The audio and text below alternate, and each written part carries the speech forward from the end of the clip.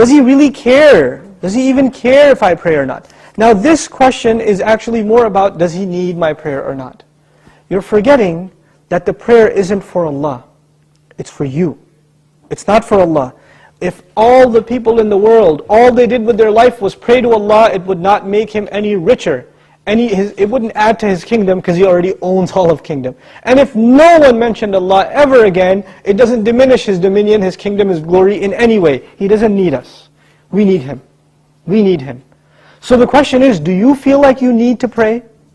Do you feel like that's a need in your life? And if it's not, if you feel you're free of, begging Allah for His help, turning to Allah and submitting before His commandments, then that's a serious problem with your faith. It's become weak, and this question only came up because you've been distanced from Allah for so long that shaitan can come to you and say, yeah, I know you used to feel bad about not praying, let's just get rid of that bad feeling and replace it with, well, why do I have to pray anyway? That's the next phase of that disease. The first part was, at least it was diagnosed, but at least you had some bad feeling. Guilt was still there. That's a gift from Allah. When that guilt even goes away and you say, Allah doesn't need my prayer, it's all good. So long as I'm doing good. And that's the last part I want to talk about, this so long as I'm doing good part. Who defines what's good?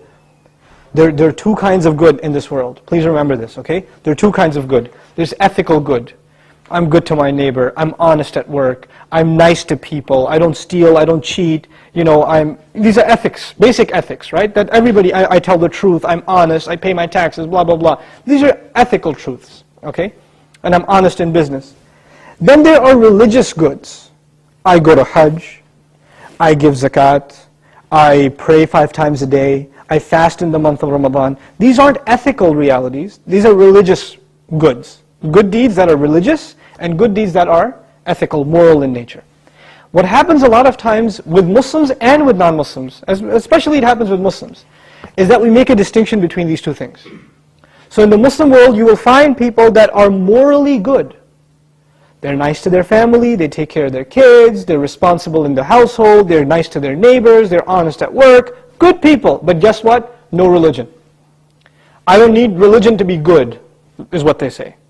And on the other extreme, you have people that pray, go to Hajj, give zakah, have a long beard, dress in a very religious garment, and yet terrible to their family, cheating people in business, highly immoral and unethical. So what's happened is we have separated the two dimensions of goodness. Moral goodness, ethical goodness, and religious goodness. What Allah does in the Qur'an is, fuses them together in the ayah, this one ayah, it's called Ayatul Bir, the ayah of goodness. What does it mean to be good? If you study that ayah, it is a combination of two things. It's a combination of ethical principles like fulfilling your promises, being patient, perseverant, and also religious goodness, establishing the prayer, giving the zakah, right? So it's a combination of both of those things in one place. So if you think you are in a position to define what good is, most likely you're sticking to moral goodness. And you're undermining religious goodness, like the rituals that Allah taught us. But what Allah wants is for us to have both at the same time. This is when a person is truly good. Otherwise, you're not really good. You have defined goodness for yourself and you have rejected Allah's definition of it. But we turn to Allah for guidance because we can't define things for ourselves. We want Him to define them for us. Inshallah ta'ala.